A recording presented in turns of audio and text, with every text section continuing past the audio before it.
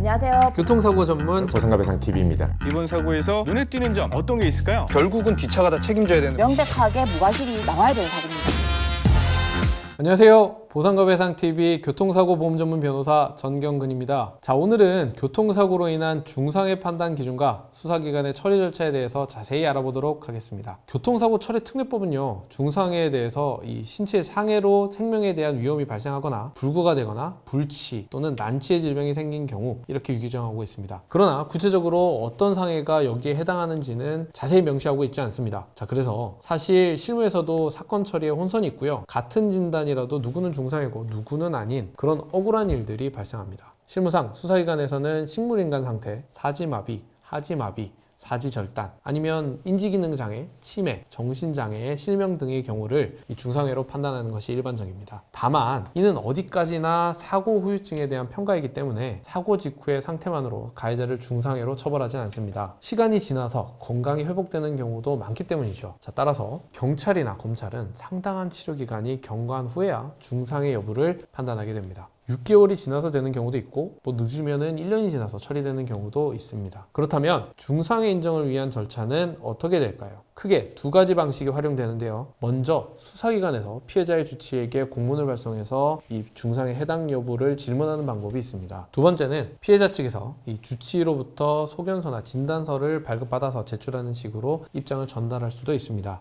자, 이때 주의할 점은요, 주치의가 법률 용어인 이 중상해를 직접적으로 언급하지는 않는다는 것인데요. 대신에 이 현재 상태가 회복 불가능하거나 영구적인 장애를 남길 가능성이 있음, 이렇게 기재하는 거죠. 결국 수사기관으로서는 이런 의사답변을 토대로 해서요, 중상해 성립 여부를 종합적으로 판단할 수밖에 없습니다. 여기서 흔히 오해하시는 부분이 있는데요, 사고로 인해서 장애가 남는다고 해서 모두 다 중상해로 인정되는 것은 아닙니다. 수사기관에서는 중상해라 함은 이 식물인간처럼 항시 간병이 필요한 정도의 중증 상태를 의미하는 걸로 알고 있기 때문에 단순히 이 척추나 관절 수술 후에 장애 진단을 받았다고 해도 일상생활이 가능하다면 중상해로 처리를 잘 안 한다는 거죠. 이것조차 사실 경찰이나 검찰에서는 어떻게 판단하느냐에 따라서 달라지기 때문에 억울한 경우도 생깁니다. 실제 현장에서도요, 골절로 영구장애를 입었다고 하더라도 이 정작 수사기관에서는 이게 상해에 그친다고 하면서 가해자를 형사처벌하지 않는 경우가 있지만 또 어떤 경우에서는 중상해로 처벌하는 경우도 있습니다.